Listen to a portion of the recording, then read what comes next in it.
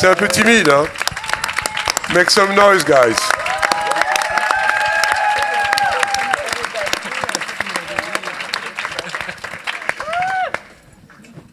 Bon, ce qu'on va faire, on va faire quelque chose de tout à fait spontané, parce que j'ai pas voulu les embêter. Il y avait le jury, il y avait tout ça, etc., etc.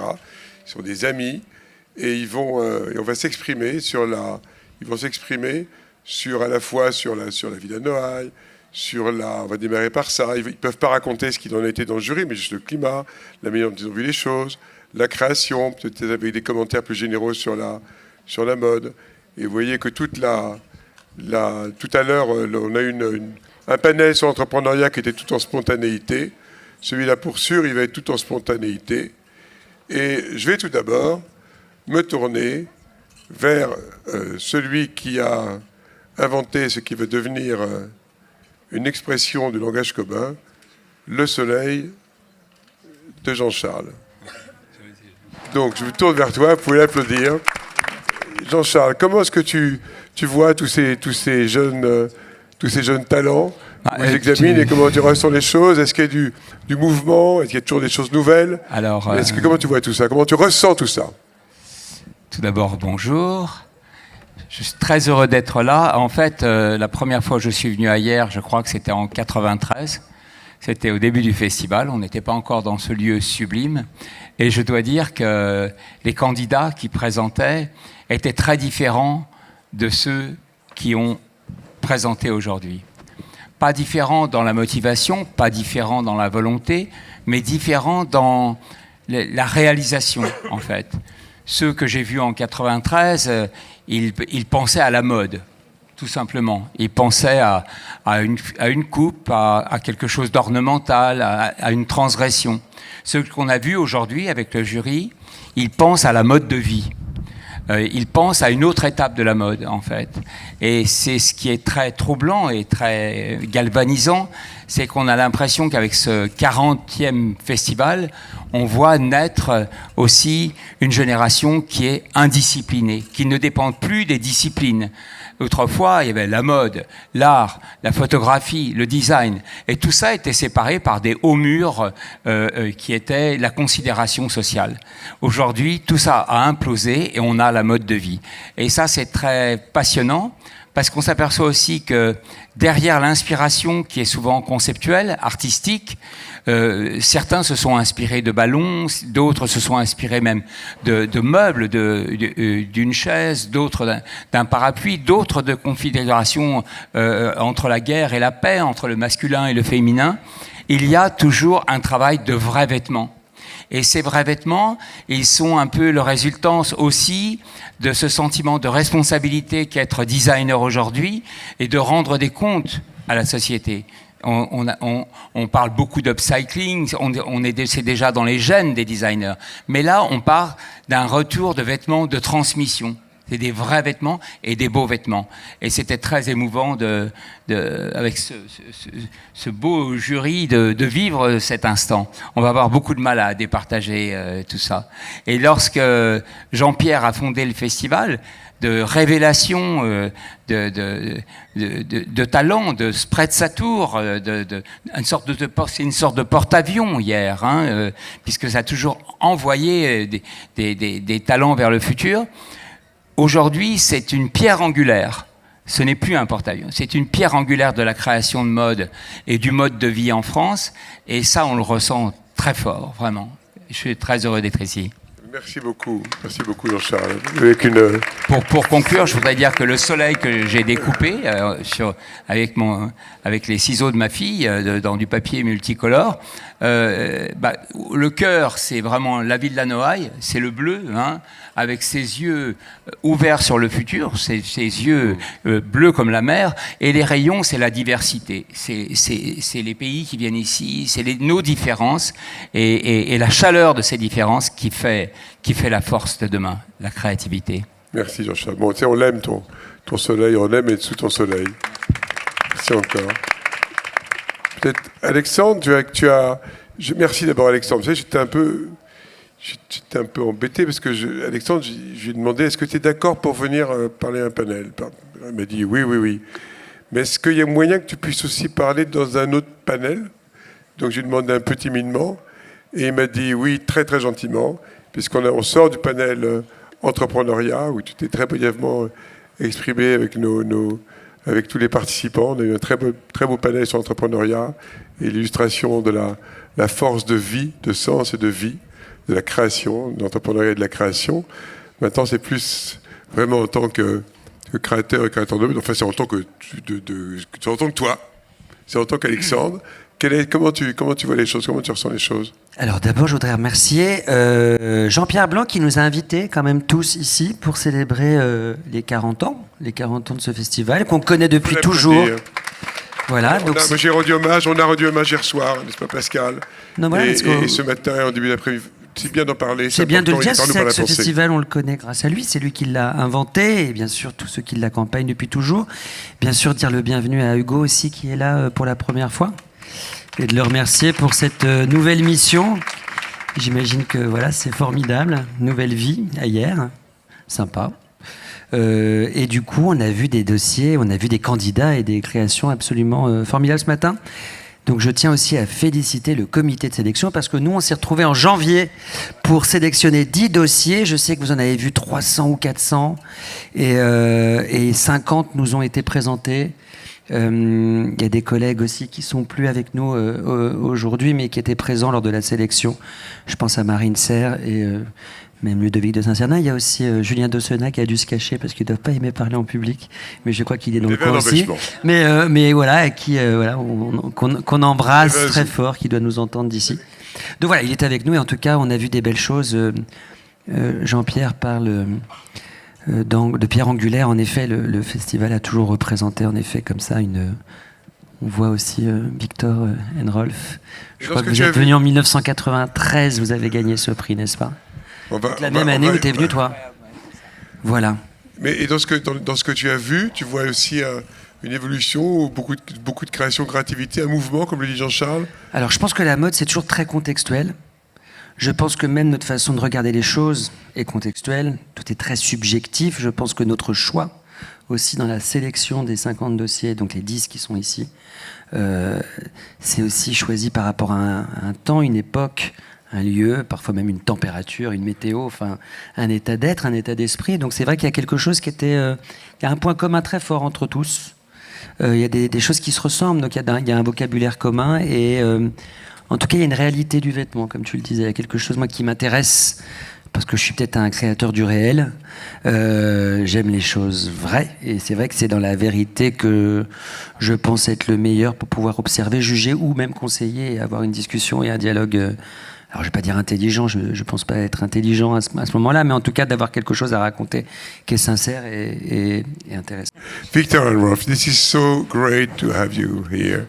With the great collections and you are all so talented, and we are also very lucky because you not only you show in the haute couture official calendar, but you have like a corresponding member. Corresponding member means it's like haute couture, similar to haute couture, but just with the atelier, not necessarily like in Paris and so on. But you play such an important role in the haute couture, in couture and fashion. And you came here, Alexandre reminded that like it was like in 1993, right? So some years, but you're still very young, guys, and very young in any way in your spirit, in everything you're doing. So how do you feel like being back here with the jury, as Jean-Charles and Alexandre commented the collections? How do you feel about that? And nicely for sure, but more than that. It's actually quite touching to be back. But when we participated in '93, it was not here in this fabulous place. It was down in the village, so it's quite different.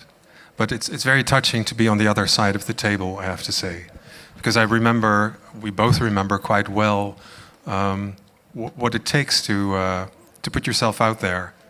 On a very practical level, like what it takes to make a collection, to produce it, to finance it, to schlep yourself over here with all your stuff, and then to present it to people. It's very vulnerable, so we're in awe of all the participants, I have to say. I can imagine it's very touching for you. But which kind of memories do you have of that? Just showing, you said. How do you just memorize that, and which feeling? I think the most important thing that we learned participating here was confidence, because it was the first time after we left school that the first time we participated, and we continued ever since. So it was the start of our collaboration. Yeah, maybe that's the biggest thing. But to have the confidence to be a fashion designer, to work in fashion. We come from a country where fashion doesn't really exist. Now it's a bit different than 30 years ago, but the culture just was not there. So to be a designer, a fashion designer, it was like wanting to be an astronaut. That's why we went to Paris, and that's why we decided to participate in this context, or in this contest. And it was a very important moment for us, because we realized fashion is real, so our ambition is also real and something we can take seriously. And also, yeah, and and then it was the departure point of many things. With the exhibition, I remember your first exhibition at the Parfum also. When it happened, it started here. I remember very well. Do you remember that story? When it started here, the birth of the cooperation, like, can you say some words about that? It was sorry, the cooperation between both of us. Yeah, both of you and the brand, what you did, developing and expanding the fragrances and perfumes industry and so on. That came a bit later, let's say. But it started in here, I can tell you.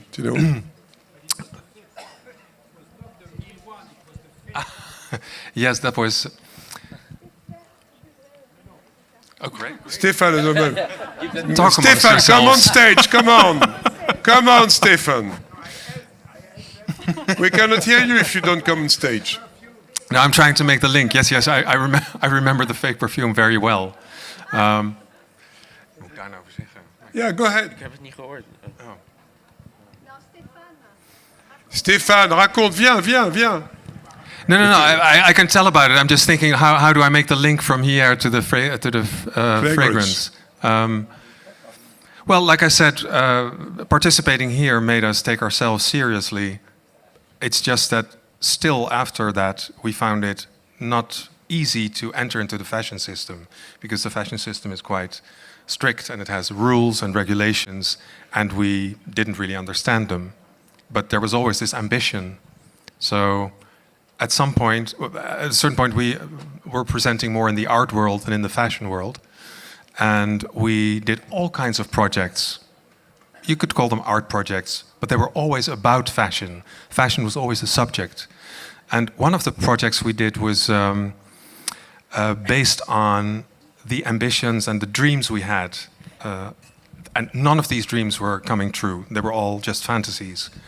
And there was a fantasy of having our own store, so we made a very small miniature store with a doll. There was a fantasy of being famous and having our clothes photographed in important magazines, so we made a very small photo shoot setting with a doll. And we also wanted to have our own fragrance, which also was not happening. So we made a big installation with a fragrance counter, like in the Sephora, with bottles of perfume and an ad campaign of a beautiful model.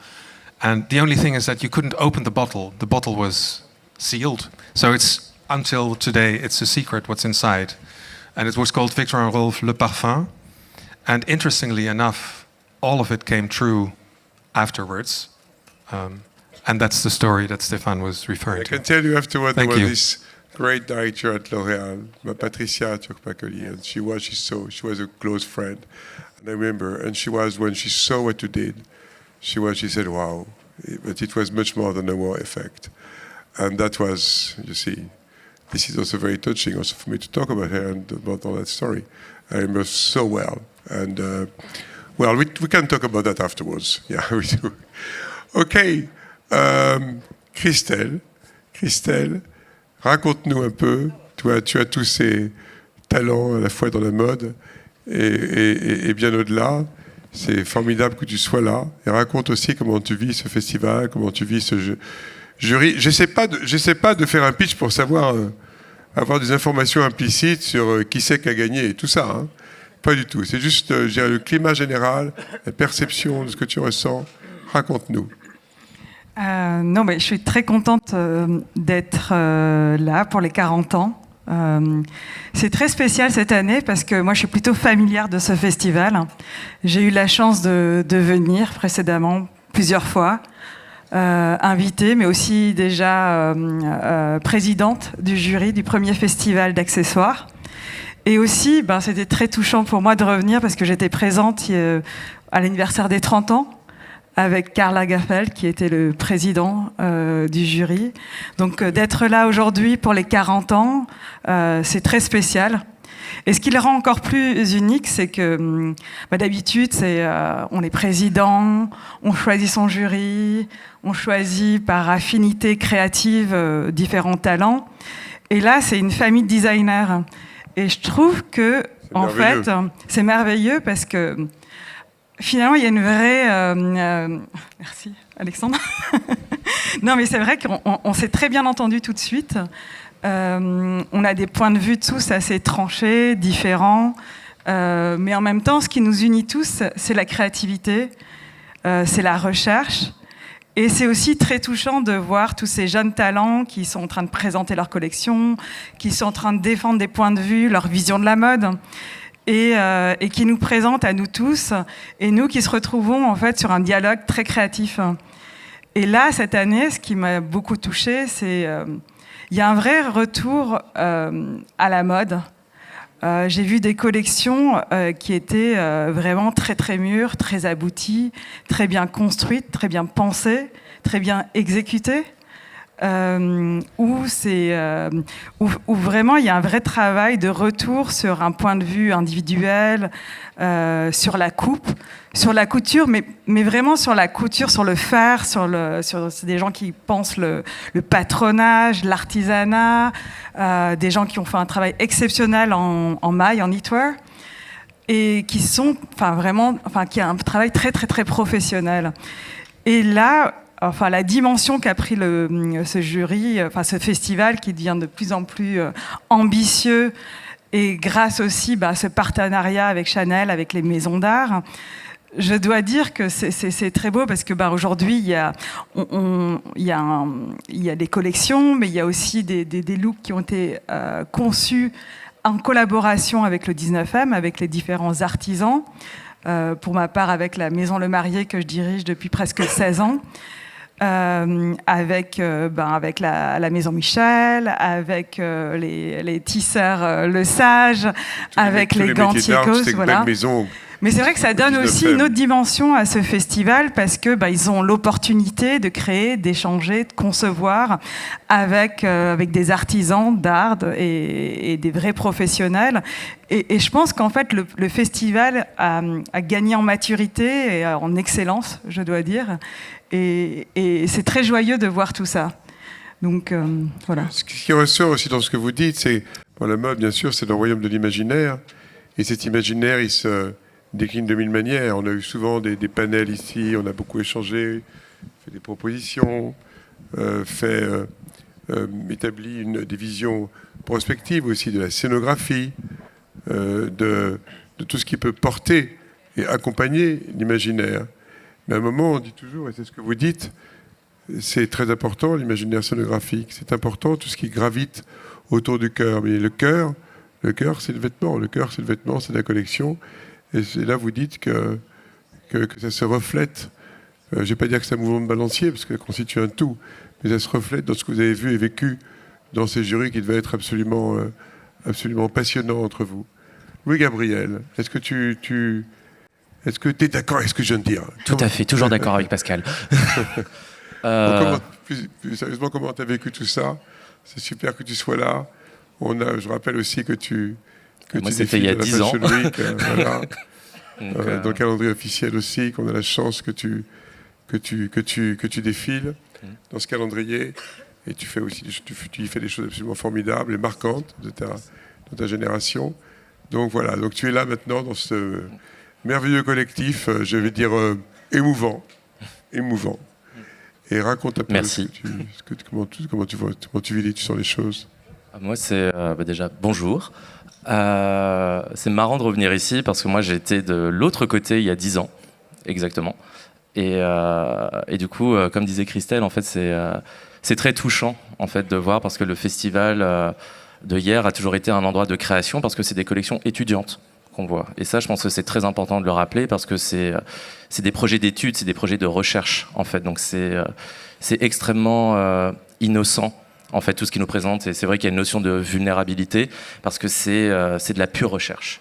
Dans le sens où c'est des choses qu'ils font à la maison, c'est du craft, ah bah tiens, on va tester ça. Il n'y a pas forcément de notion de beau, où je vais le produire, ça va coûter tant, blablabla. Et du coup, c'est hyper intéressant, en fait, parce qu'il y a une certaine fraîcheur qui, pour ma part, moi, ce que j'ai présenté ici il y a 10 ans était un petit peu le point de départ de tout ce que j'ai pu peut-être développer après.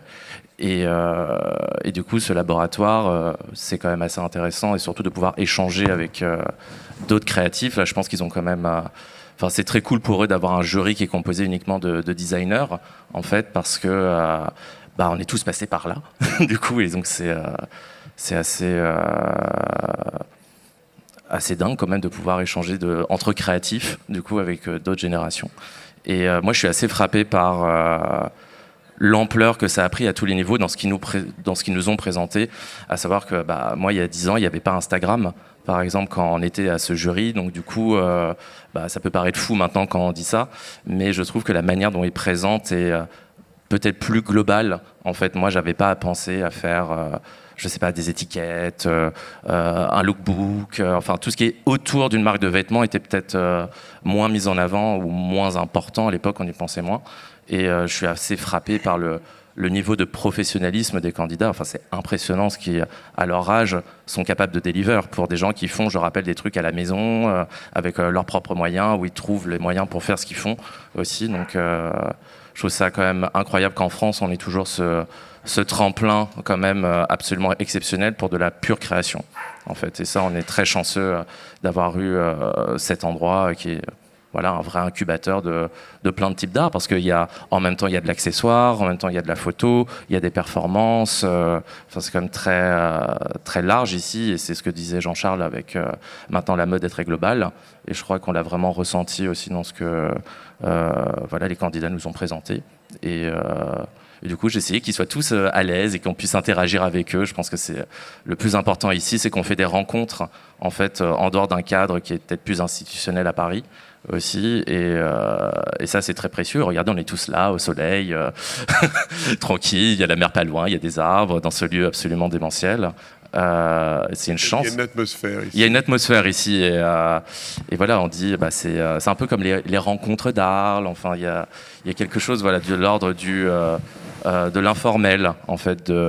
On découvre des gens comme ça au détour, on prend un verre de rosé, on parle, on ne sait pas vraiment qui ils sont, et c'est les affinités pures qui se créent, et c'est très précieux. Voilà. Quand je vis tout ça, c'est encore une fois Jean-Pierre, avec Didier Grabach, et Pascal, et puis d'autres. Je vois Sylvie qui est là, qui nous regarde, qui vous écoute et qui a assisté à tout ce qui conduit à ce très bel anniversaire. Pelagia, the first thing I want to ask, not to you, but to ask you, is having seen, either being there or having seen the screen, the great show that he almost just did for Lacoste, which was great for the renewal for the brand, and very talented. I think, well, up to you to draw the conclusions. What do you think? Please, applaud. Applaud Pelagia. Pelagia, I remember the first time we talked, you didn't know France so much. I remember the discussion. No. And in some years, not many, you became like a true Parisian. I know you're becoming a true Yerwas. I have no idea how you say Yerwas in English, but Yes. And how did you live this experience, the jury with your this community of designers and friends, which obviously just happened in a cool and nice way. I have to first say thank you so much for having me here. I feel very, very humbled to be on the stage with everybody. It really is a dream come true for me. And I'm not just saying that. I know those are hollow words, but I actually do feel it. And I think anybody who has talked to me can kind of feel my energy. So I am very humbled to be here and very thankful for you having invited me and the Year Festival and the tradition that it has. And I was completely shocked when I found out it's been going on for 40 years. And I think as a Greek American, these are the kind of things that America doesn't offer to creatives. And it's something that really, really is so impressive to me and I hold so dear in my heart that we have this kind of platform to support our young creatives and give them the opportunity to grow and realize their dreams and, you know, be part of the new generation of creatives. And that doesn't happen everywhere. And I just want to maybe for you that have been born in Paris and born in France, it's not common outside of this world of France to have that kind of support. And I just applaud all of you guys for having that sensibility and that passion to invest and invest and invest in creatives and cultivate and mentor them. And I find it so beautiful. And I'm just so grateful to be part of it. Thank you for these few words, Pelagia. Thank you. And how do you feel about the jury, the meeting, without betraying the secret? The pressure. You mean about the talents that we saw? Yeah, the talents. I mean, like Louis said earlier, I'm very impressed with the level of professionalism. You know, every person that we've seen over the past, you know, since June, right? I think it was January when we first all got together and we started looking through all the portfolios. Since then, we've always seen such a level of professionalism, you know, thoughtfulness, you know, wearability, concept, you know, they've managed to really bring to life not just one piece of garment, but a whole concept together. And I think that is so precious because a lot of times people get inspired by one idea and they forget about everything else. But you see here like a growth of one idea that expands and gets stretched from like accessories to footwear to scarves to labeling. And similar to what you were saying earlier. And I think that kind of thoughtfulness, that kind of maturity at that level and that age and not having the resources that we have, you know, when we work for big corporations is just so inspiring. See, what strikes me in what you say is what you have seen is both, let's say, a global vision and at the same time a sense of métier and know-how and savoir-faire. Yes. There's a French expression of a French sociologist, not easy to translate because it's just playing with words, which is l'âge du faire. We live in the digital era, AI era, but at the same time, this is so important. And not any robots can do that. No. Only creativity and know-how and métier, and we illustrate like what you do in haute couture. And all of you, like Le Marié and fashion, what to do. Alexandre, we discussed about that also in the last the former meeting and what you just both said. Maybe I have a question. You know, Jean-Charles and I have a common point, which is that I can switch to French. On est de la même génération. Et nous avons, on a tout vu, les transformations de la mode. Et toi, non seulement moi j'ai tout vu, toi tu as été un grand acteur, un des créateurs de la révolution des créateurs. Oui. Tu as tout vu. Ah, tout vu, non. J'essaye de tout voir, mais j'y arrive pas. Oui, enfin, disons que la différence, c'est que nous, on a tous les deux, on a tout vu, tout vécu. Toi, tu as tout vu, tout vécu, mais en plus, tu as tout fait. Et tu as fait beaucoup en tant que grand créateur. Donc, l'arrivée, créateur industriel, la Fashion Week, le travail extraordinaire de Didier Grambach. Et vous savez, il faut se rappeler, et je vais y revenir après pour la Villa Noailles. J'ai dit hier, et je le redis, et je le redis, il y a un devoir de mémoire. Là, c'est pas seulement pour la mémoire, c'est l'expérience. Mais il y a des circonstances, en tout cas celles qui nous réunissent ici, dans lesquelles le devoir de mémoire est aussi, je le redis, un plaisir de la mémoire. Et il faut se remémorer, c'est important de ça. Et je m'adresse notamment à tous ceux nombreux, assis ou debout, trop debout d'ailleurs, mais je ne vais pas y revenir. Ouais, moi, j'appelle ça électriser l'histoire. Voilà. Je crois que la mémoire, il faut la prendre, il faut la réadapter à l'ère du temps et il faut la reprojeter. Dis-nous donc, comment tu... Alors hier, au milieu de tout ça, mais je dirais, la mode telle qu'on la voit ici par rapport à tout ce que tu as vécu et entrepris et créé. Comment tu... Ce qui me plaît, c'est ce que je disais tout à l'heure, c'est de voir une génération soudain et tout à fait étonnante, parce que, comme l'évoquait mon ami, mes amis ici présents, ils sont à la fois créatifs, entrepreneurs, communicants, ils ont des capacités absolument extraordinaires. Moi, je me sens proche de cette génération, en fait. Je trouve que ce moment, c'est sans doute, avec les années 70, le moment le plus exaltant de ma vie, je trouve, au niveau de la créativité. Dans les années 70, lorsque j'ai commencé à 18 ans, et ma mère avait ce petit atelier, je voulais absolument pas faire de mode. Elle m'a dit viens travailler avec moi. Elle s'inquiétait et je lui ai dit si je travaille avec vous, je veux commencer par la fin.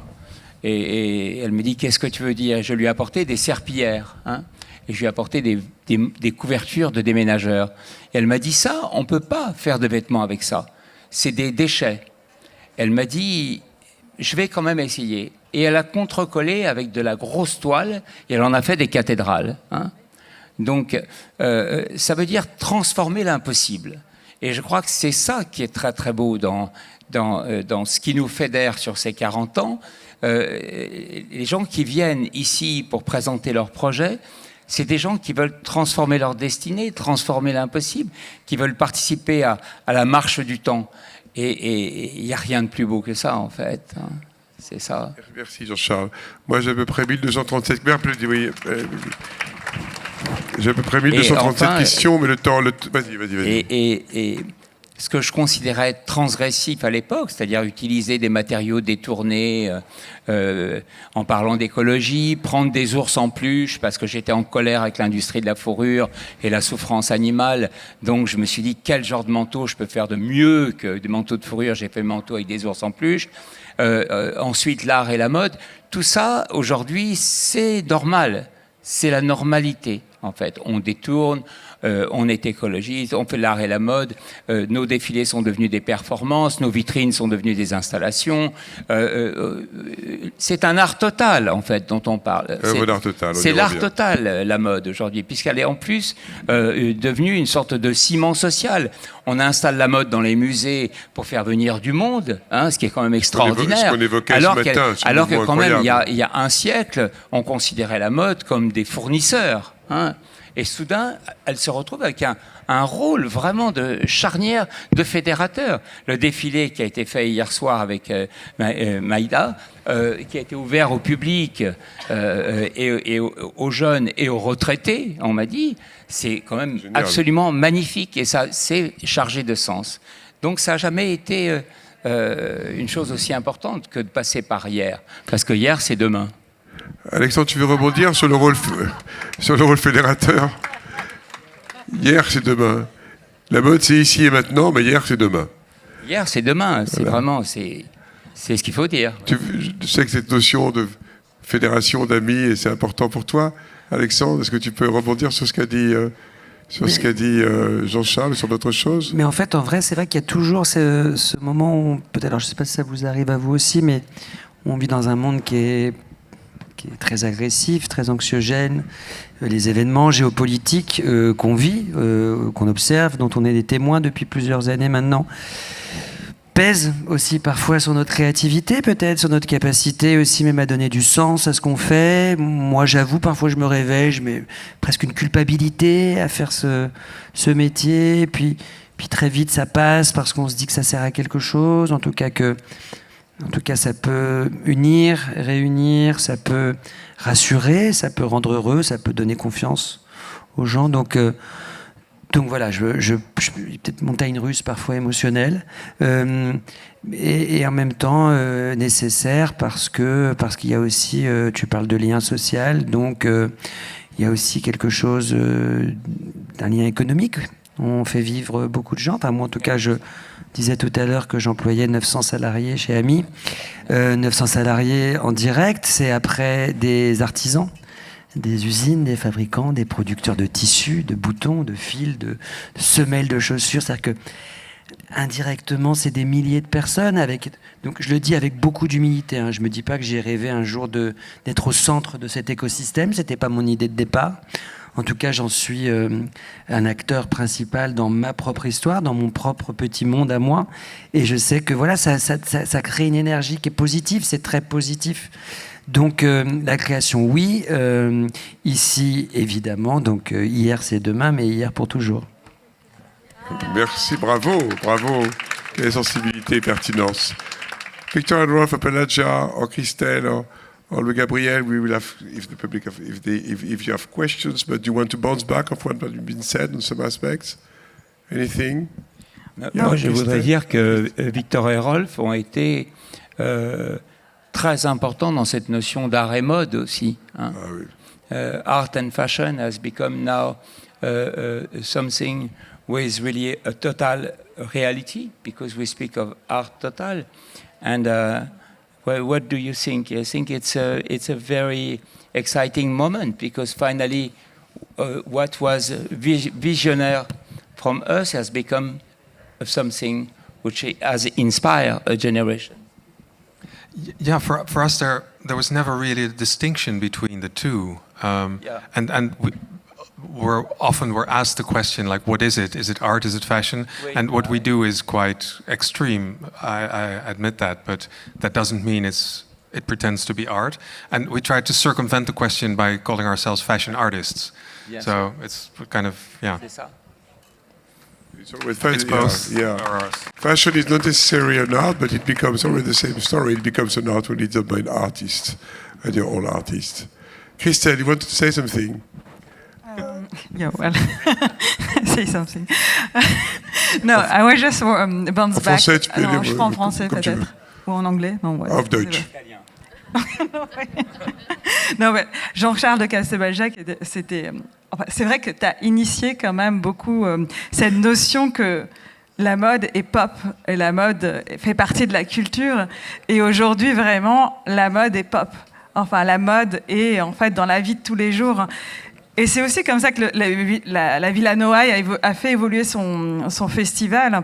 Moi, là, cet après-midi, juste entre deux sessions, je suis allée à Toulon, parce qu'aujourd'hui, c'est plus seulement un festival de mode, c'est aussi un festival de design, mais c'est aussi toute une activité, en fait, c'est toute une vie aujourd'hui, le festival de hier, où il y a en fait, à Noël, il y a des activités pour les enfants, il y a des concerts, il y a des performances de danse, etc. Et c'est quelque chose, en fait, on s'est retrouvés il n'y a pas très longtemps avec Jean-Charles à échanger sur la danse, parce que moi, pareil, avec Cochet, j'ai travaillé sur des différents spectacles de mode, j'ai travaillé sur des films, j'ai travaillé sur cette notion très hybride entre l'art, la mode, le mouvement, mais aussi qu'est-ce que ça veut dire le vêtement aujourd'hui. Et je pense qu'aujourd'hui, la mode est vraiment, enfin, dans la société, tout le monde a un intérêt. Enfin, la mode est devenue en fait vraiment quelque chose qui électrise tout le monde, et avec l'arrivée de tous ces designers superstars, en fait, il y avait vraiment ce côté de pop culture. Et voilà, bref. Non, mais tout ça est. L'exemple de l'exposition dont le commissariat a été fait par Olivier Gabet au Louvre, qui s'appelait Louvre Couture, a dépassé le million de visiteurs dans des salles qui étaient désertées, en fait. Et c'est très intéressant, ça, de voir que cette... C'est ça, absolument. On commentait tout ça d'ailleurs ce matin sur l'importance, le rapport à la sensorialité, la musique, la danse, dans le panel de ce matin sur les expositions de mode. Et on citait effectivement cette exposition d'Olivier, et finalement qui a fait découvrir un département que très peu ne connaissaient. Moi, c'est un autre sujet, mais je vois avec mon expérience avec Notre-Dame de Paris, on a eu 1,2 milliard de téléspectateurs. Et la force qu'a le vêtement, même si là c'est un vêtement liturgique, c'est extraordinaire. D'ailleurs, vous pouvez applaudir. Voilà. Avant de passer, c'était extraordinaire ce que tu as fait là. Avant de passer la parole, peut-être est-ce que Louis-Gabriel or Pelagia would like to say something, and then we ask if you have questions, and then I will ask something after they will have answered the questions. Pour rebondir un petit peu, moi, il y a aussi ce qui m'a frappé en fait, c'est l'unité des thèmes abordés dans les collections là, des candidats qu'on a pu voir et qui sont assez révélatrices parce que voilà, on parle du succès des expositions de mode. En fait, donc il y a un côté très rassurant avec le travail d'archives. Je trouve qu'il y avait un petit peu des thèmes qui étaient divisés entre soit l'actualité, soit un côté très, on regarde dans son passé, dans sa famille, quelque chose qu'on connaît. Il y avait au final très peu de candidats qui regardaient vers le futur aussi. Et je trouve que, on ressent un petit peu la pression qu'ont cette génération à l'heure actuelle parce que passer après, comme on pouvait évoquer, il y a beaucoup de choses qui ont été faites en mode, même s'il y a encore beaucoup de choses à faire. Maintenant, c'est vraiment devenu une partie du PIB en France, par exemple. C'est quelque chose qui est très sérieux en termes d'industrie, en termes d'emploi, en termes de transmission du savoir-faire. Donc cette génération, ils arrivent et en fait, il y a vraiment la notion du pourquoi. En fait, pourquoi ils font des vêtements, pourquoi monter une marque, pourquoi faire tout ce qu'ils font avec autant d'abnégation. C'est vraiment de l'abnégation ce qu'on fait, de travailler jour et nuit, d'aller rencontrer des nouvelles personnes pour essayer de faire des nouvelles choses. Enfin, c'est un petit peu fou en fait quand on y pense. Et il y a un côté très obsessionnel. Et moi, je suis assez frappé par de me dire que c'est la nouvelle génération. Enfin, je ne suis pas tellement plus vieux qu'eux, mais ils regardent vachement vers le passé et vers eux-mêmes. Ils sont quand même assez centrés, alors que justement, on est dans une époque où on n'a jamais été aussi ouvert et aussi connecté et aussi, je ne sais pas, informé ou quoi. Mais moi, je m'attendais, par exemple, à avoir plus de travail sur l'IA ou avec l'IA, parce qu'on travaille tous avec les intelligences artificielles, ChatGPT, les prompts, tout ça. Et pour moi, c'est censé être leur génération et comment eux, ils s'en emparent. Et pour l'instant, c'était un candidat qui en a parlé, du coup. Et ça, je trouvais que c'était hyper cool. Et sinon, voilà, c'était la transmission. Moi, mes grands-pères, ma grand-mère faisaient ça. Il y avait beaucoup de photos de famille dans les portfolios ou de l'actualité. Tout le monde parle de la guerre, en fait, très clairement. Donc ça, c'est... En fait, c'est pas pour autant de nostalgie, mais on peut dire aussi que je pense qu'ils sont tous très conscients de AI, de l'IA. Mais c'est une forme de retour à l'essentiel. C'est comme s'ils avaient besoin d'un ancrage pour créer quelque chose, que ça puisse en sortir quelque chose de nouveau, de personnel. Mais ça m'a vraiment frappé, parce que moi, je me dis toujours, pourquoi tu fais ça? C'est quoi l'intérêt? Tu vois, il y a quelqu'un d'autre qui l'a fait ou qui va le faire mieux que toi. C'est quoi la valeur ajoutée, en fait? Donc, ils ont beaucoup de pression. En fait, je trouve qu'ils ont, et c'est pour ça d'ailleurs que peut-être ils sont aussi pros. En fait, parce qu'ils se disent, on ne doit pas être que bon pour faire des vêtements, pas être que bon patronnier. On doit aussi faire du design, du design textile, on doit faire des PNL, on doit faire des stratégies de com, on doit gérer les réseaux sociaux, trouver un logo. C'est vraiment énorme, en fait, ce qu'on demande à un individu. En fait, il y a peu de gens dans peu de catégories professionnelles qui doivent avoir autant de casquettes. Autant de facettes. Ouais. One word, Pelagia. Sure. And just to kind of build off of everybody else's comments, I would say just to add what we kind of also saw, and I don't know if everybody would agree with me, is this yearning for connection. And I think, in past years you haven't seen that yearning for connection as much as than I saw it today. This this ability to kind of want to go back in order to move forward, and this desire to kind of do almost some soul searching, as corny as that might sound. But a lot of these kids that, presented their work, the concepts were deep and personal. And I think maybe that's a byproduct of AI, maybe that's a byproduct of Instagram and, being assaulted by all these images all the time and then losing your individuality. And a lot of these kids presented things that were very meaningful for them. And I think for me that really struck a chord. Thank you so much, Benatia. Do you have any questions? Don't be shy, guys. Not so many, because le temps des membres du jury est compté. Merci d'avoir pu. C'était pas évident, le faire. Ils ont d'autres activités. Est-ce qu'il y a eu de questions ou pas? Est-ce qu'ils ont quelque chose? Alors, oui, Inès, vas-y. Oui, vas-y. Est-ce qu'il y a une... On va prendre deux questions ensemble. Donc déjà, Inès, il y a une autre question, on la prend. Et après, on stoppe, mais je vais demander quelque chose avant de clore. Yeah. Vas-y, Inès. So I don't know if maybe in English so that it concerns everybody. But they can understand anyway, comme tu veux. Ok. Comme ok, tu veux. cool. Ok, en français du coup. Je me demandais comment, surtout ceux qui ont vécu cette transition de la créativité sans réseaux sociaux et ensuite avec réseaux sociaux, à quel point en fait ça pouvait impacter votre processus créatif, votre direction artistique. Parce que j'imagine comme, la manière dont on consomme aujourd'hui la mode et la culture, c'est à travers les réseaux sociaux, beaucoup de créateurs de contenu, etc. Donc, est-ce que c'est un impératif, des questions que vous avez vraiment tout le temps dans vos phases de créativité, ou est-ce qu'au contraire, en fait c'est dur de poser des questions en entendant ma propre traduction derrière, désolée, c'est horrible, ou bien est-ce que vous arrivez complètement à occulter justement ça pour avoir quelque chose de assez raw? Je précise qu'Inès est une brillante créatrice de contenu. Comment vous vivez tout ça? Moi, je veux bien répondre. D'abord, je voudrais rebondir sur Louis Gabriel à propos de ce regard sur le passé. En fait, j'ai le sentiment qu'on est dans une époque rétro-futuriste. Il y a cette espèce de, non pas de mélancolie, mais de curiosité qu'a la jeunesse pour l'histoire. L'histoire est de nouveau cool. On a vu les publicités de Burberry avec les chevaliers, on voit des drapeaux partout, on évoque Jeanne d'Arc comme idéal féminin, et l'histoire est inspirante. Donc il y a cette terminologie de rétro-futuriste que je trouve, en fait, qui est sans doute une peur de demain, mais qui est aussi un réveil d'une jeune génération qui a été confrontée à 10 années d'images vides sur Internet et qui soudain veut des histoires. Et ça, c'est important. Et enfin, je donnerai mon premier avis sur les réseaux sociaux. Moi, je suis d'une génération où il n'y avait absolument pas de réseaux sociaux, donc il fallait être social avec ces réseaux, Et donc, il fallait inventer une manière un peu, je dirais, de résistant ou de situationniste pour se faire connaître.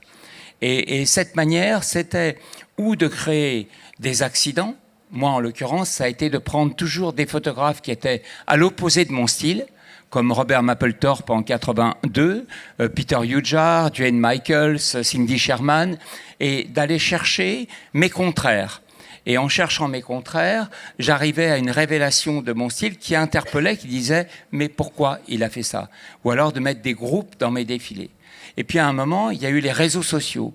Et comme ma préoccupation principale en faisant ce métier, c'était de créer des images, peut-être même avant que d'habiller des gens, je voulais créer des images fortes. J'ai commencé à mettre mes vêtements sur des amis. Ces amis, c'était mes amis, Vivienne Westwood, c'était Andy Warhol ou des gens qui... Et après, j'ai fait cette série de photos qui a continué avec des gens du hip-hop. Et j'adore Instagram.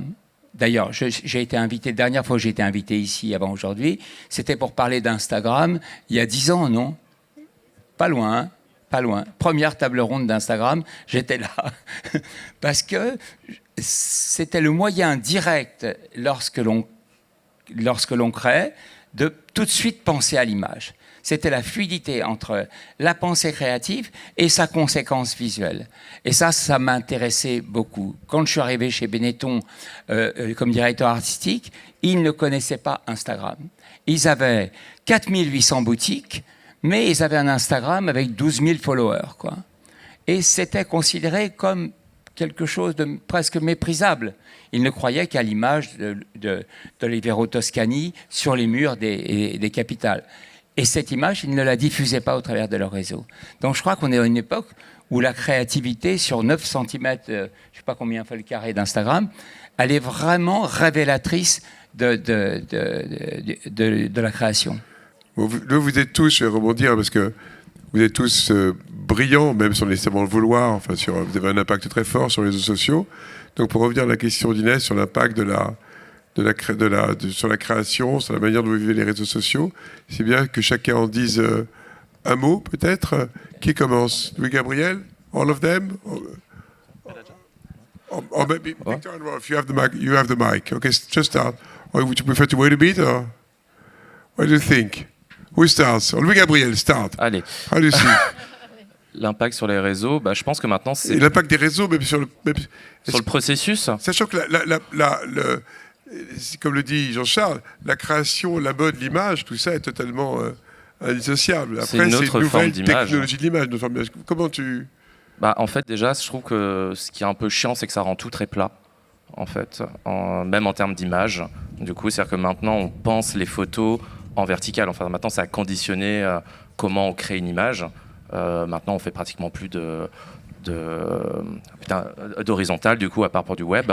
Même moi, maintenant, je pense les photos uniquement en vertical aussi. Donc ça, déjà, on va dire que l'appareil a déterminé maintenant un petit peu plus comment... même tous mes potes photographes y râlent, parce qu'on les oblige tous à faire dans un certain sens, un truc comme ça. Après, les réseaux sociaux, moi, je m'en suis servi, ça fait partie. J'ai foutu des gens à poil sur des défilés, des trucs comme ça. C'est avoir du clic ou du like, de l'attention, ne veut pas dire qu'on a des ventes, mais en tout cas, c'est un moyen d'avoir de l'attention. Et avoir de l'attention, maintenant, c'est primordial, on va dire, pour se distinguer. Mais je pense qu'il y a différents types de communication. Il y a une communication maintenant vraiment pour les réseaux sociaux. On parlait des campagnes, par exemple, de Benetton dans la rue. Maintenant, j'ai l'impression qu'on revient à de l'affichage ou des formats un peu plus traditionnels en termes de communication. C'est une autre forme de communication, comme quand les sites web sont arrivés, tout le monde hurlait, oui, ça va tuer les boutiques retail, alors que pas du tout, c'est une autre forme, en fait. Et donc là, pareil, les réseaux sociaux, moi, en termes de processus créatif, en fait, maintenant, je fais des trucs que je pense uniquement pour Instagram. Mais par exemple, des types de shoot, ou se servir des fonctionnalités de cliquer, d'interaction. En fait, moi, ce que je trouve trop bien sur Instagram, c'est que je m'en sers surtout comme d'une messagerie, plus que comme un outil de stockage. C'est pas un Pinterest pour moi. On va continuer ce bref tour de table. Alexandre, comment est-ce que c'est un impact, c'est impactful ou you don't care? Je ne parle pas il y a un énorme impact pour toutes les marques. Non, mais comment tu le vis, toi? Créé Ami il y a 15 ans, Instagram n'existait pas. Donc c'est vrai que j'étais encore dans une méthode de création qui était presque un peu, j'allais dire à l'ancienne, mais c'est pas à l'ancienne, c'était traditionnel. C'est-à-dire que même l'accès à un réseau, c'est-à-dire le réseau des journalistes, des acheteurs, il se faisait encore de manière... on était introduit par un microcosme, dans un microcosme.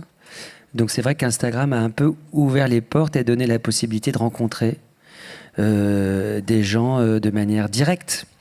Et pour moi, ça a été un grand... Alors, pas tant pour l'image, parce je crois pas j'ai pas beaucoup de followers. Enfin, Ami a peut-être un peu plus d'1 million de followers, ce qui est pas... C'est beaucoup, mais c'est pas énorme en 15 ans par rapport à certaines maisons qui se sont construites avec Instagram. Ouais. Mais moi, c'est vrai que ça a été le lien avec... ça a été un espèce d'annuaire ouvert où on s'est dit où on peut écrire du jour au lendemain à Tom Ford et dire qu'on l'adore, et dire à Julia Roberts qu'on la trouve belle. Ça, vous connaissez tous l'histoire, hein. C'est aussi ce truc qui permet de te rencontrer des gens. Moi, j'ai reçu des CV sur Instagram. On a reçu des gens chez Ami grâce à Instagram. Après, je pense plutôt à ces deux messieurs qui ont toujours été extrêmement spectaculaires dans leur mode. Je me dis, s'il y a 20 ans, il y avait eu Instagram, ça aurait été encore plus... fou. Déjà, vous êtes déjà fou il y a 20 ans, donc sans Instagram. Yeah, Instagram, possibly TikTok. So, Victor Rolf, what do you think? Well, if there would have been Instagram in 1993, it would have changed a lot for us, because we've always been working on creating images more than probably clothes. So all this is linked with images. It's a chance, right? Just to think, you think both images and design, right? Yeah, what sometimes I think about is the disconnect between the images we all consume and what is actually on the image. And it's one of the reasons why we really like to show in museums and galleries, and apart from the catwalk, because you have a moment to appreciate craftsmanship. We all consume images on a daily basis, constantly, but we don't realize what's behind it. There's all these shows and everywhere. It's all products, it's all real. I think there's a real disconnect between what we see and what it actually is, the realization of what it is. So thanks. So it's part of the global game with images, etc. and showing.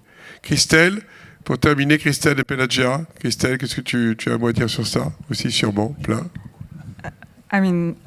Aujourd'hui, c'est sûr que c'est essentiel et on s'en sert tous. Mais aussi, j'ai aussi l'impression qu'il y a aussi une overdose de toutes ces images.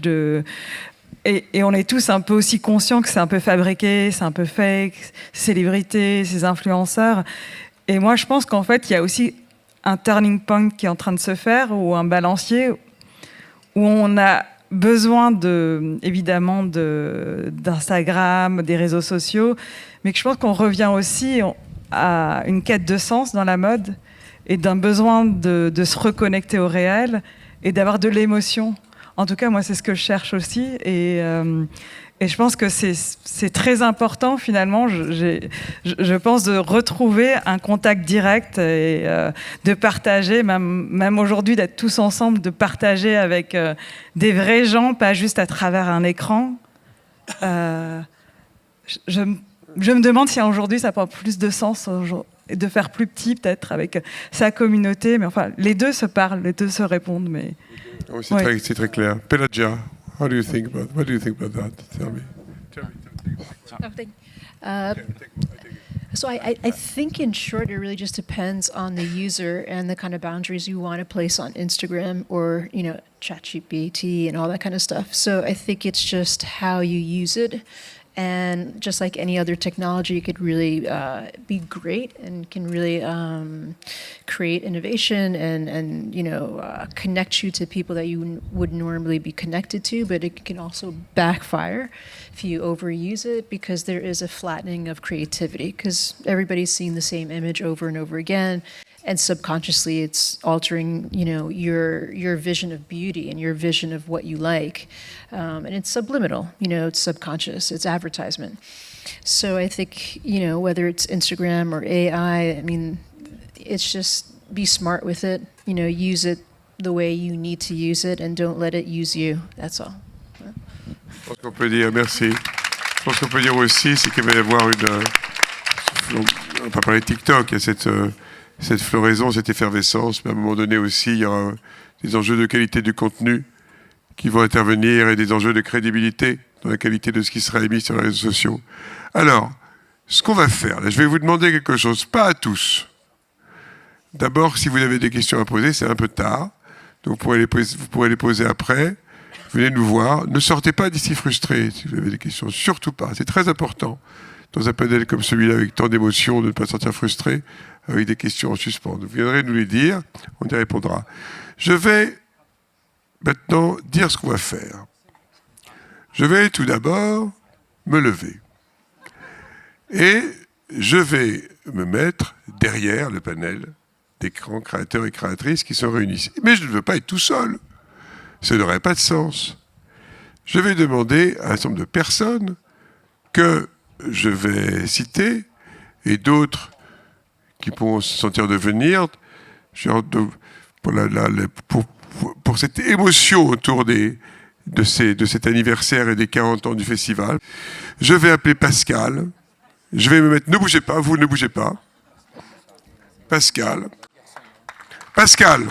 Mussard, président de la Ville de Noailles. Merci à tous. Encore une fois, il a ce devoir de mémoire. Hugo, il est là par définition puisqu'il travaille. Jean-Pierre, il est là par définition pour tout ce qu'il a fait et merveilleusement entrepris et tout ce que Hugo développe. Et c'est par hasard, si j'ai demandé qu'on fasse ça, c'est parce qu'on est tous derrière les créateurs et les créatrices. Et c'est ça qui importe. On est ici, dans cette merveilleuse demeure, avec la vue sur Mallet-Stevens, on pense au Noailles. Voilà. Et pourquoi est-ce qu'on fait tout ça? On fait tout ça pour les créateurs et pour les créatrices.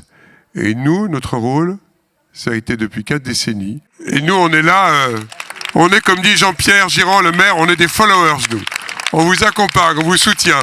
Vive la création, vive l'anniversaire, vive hier, vive la Villanoailles, vive les créateurs et les créatrices, et vive vous. Et merci. Pascal. Alors, Pascal. moi je vais juste vous dire, et puis vous allez être débarrassés. D'abord, merci Stéphane et Didier Grimbach de m'avoir invité à présider cette belle maison. Mais je voulais vous dire que vous les créateurs, vous faites rêver. Mais ce matin, je vous ai vus tous ensemble. C'est la première fois, Christelle, tu as raison. Généralement, c'est votre communauté qui est invitée. Vous êtes des créateurs qui avez donné de votre temps, mais surtout de votre générosité. Vous les avez écoutés. Ils ont été regardés.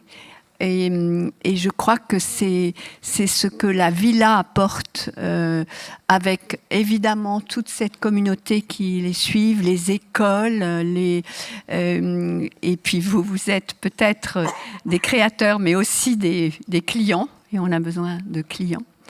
Et donc je voulais vraiment vous remercier parce que les 40 ans, c'est vrai qu'on a rendu hommage à Jean-Pierre, qui était à la fois un intuitif, un créateur, un entrepreneur, et qui a transformé cette ville, et donc on lui doit beaucoup.